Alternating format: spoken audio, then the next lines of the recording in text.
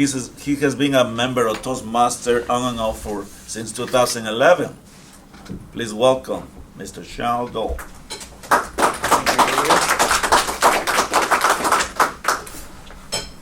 Good morning, Toastmasters. Good morning. Good morning. Today it is my quest to enliven you with my speech. Good. And there I got the word of the day out of the way. So,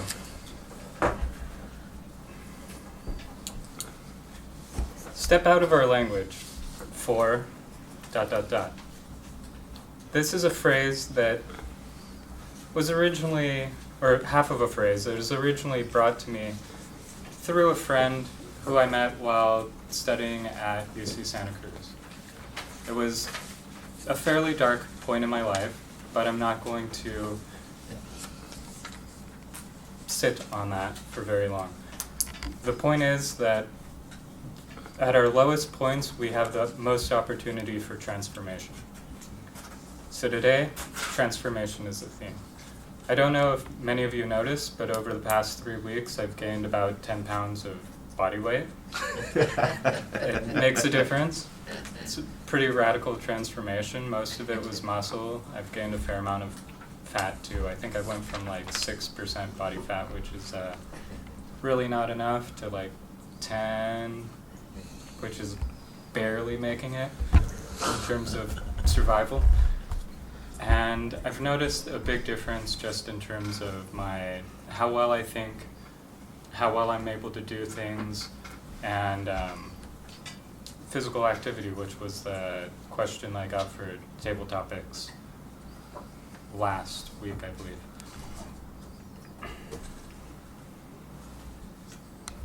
So how did that happen? Well, I went to a gym. Cool, good start. I found a mentor. The mentor said, dude, you're not eating enough food. You need to eat much more food. We're going to put you on a diet of 4,000 calories. And I said, what? 4,000 calories? I probably eat like 1,500, maybe, daily. I said, okay, cool. I'll see how this works out. So first day, go at it. I feel horrible. First of all, how do you eat 4,000 calories in a day? It's hard. It's difficult. I mean, I was trying. At first, I was trying to stuff as much chicken and meat in my face as possible. And I was like, okay, this isn't gonna not gonna do it. Like, I'm gonna pass out before I consume that much. So then I discovered the blender. And the blender was a godsend because you can literally liquefy your food, which makes it so much easier to get that load and then bulk up. And the next step was showing up to the gym. Okay, cool. I'm kind of scrawny, or at least I was a little bit more scrawny. And at first I was picking up the weights, and they're kind of going like this, and like trying to get used to the movement, not quite working. And then after a few days, okay, cool. I think I got this. Got it locked in, ready. And then from there, just trusting in the process. Because most of the time, the issue that we have is that we're so short-term oriented, which in part is mediated by the technology that we use, that we can't see that if you really want a goal, you have to look at the long term and ask for some help. Like, okay, guys, here's my goal. I need some people to keep me accountable, because otherwise, like, if I'm gonna keep myself accountable, like, we all know ourselves, like, if we say we're gonna do something in your mind, like, not likely that's gonna happen. But if you get a few people and you spread the message and you say, like, hey everyone, this is what I'm trying to do, I'm gonna go at it, can you help me along the way? It helps a whole bunch in keeping accountability, and I think that's why schools can be beneficial. Otherwise you have to design your own systems. The other thing I wanted to talk about is, I guess, emotional accountability. Because emotional accountability is the part that really no one can really see into your view of how the world is. They may project what you are based upon your actions, but no one has an internal view except for yourself. And that's where it's very important to be, I guess, accountable to yourself and actually realize where you are emotionally and to act accordingly, and know that although we have this view that emotions are something that control us, you're really in control of your emotions.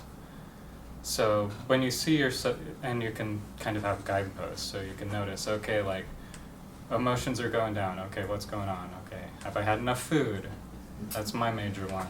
It's like, okay, I'm crashing, burning hard, what's going on? Is it food? And then I address the food. I'm like, okay, cool, sitting out a little bit, the keel's more balanced, feeling better. And then the other ones, have I got stuck in a loop? Because that's what I find myself doing very often, is I'll go into a task, and in computing you call it like the infinite loop. It's where you have a program and you have a process that you tell it to do something, an error comes up, the program doesn't realize that there's an error, and it keeps on executing on whatever the command is.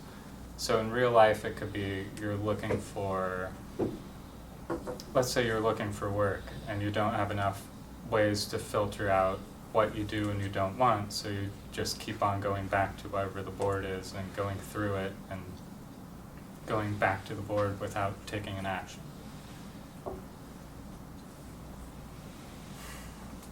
So far I've covered physical and then mental.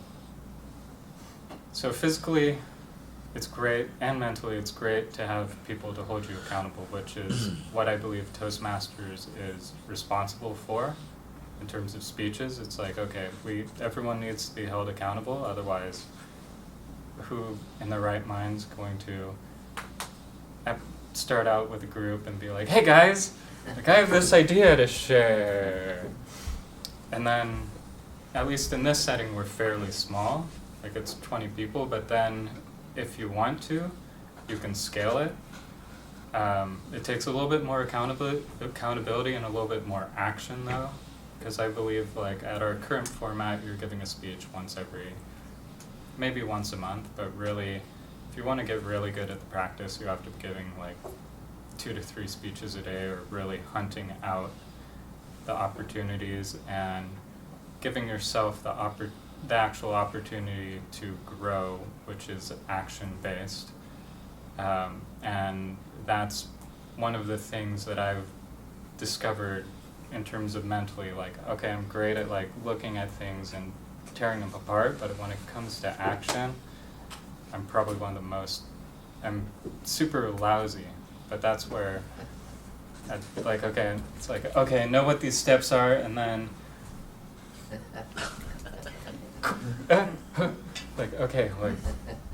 go for the action. Writing speeches is the same way. I get caught up in kind of the busy work of it, rather than saying, okay, starting out for day one and saying, what is it I want to do? How am I going to get there? Who do I need to keep me accountable? And what framework do I need?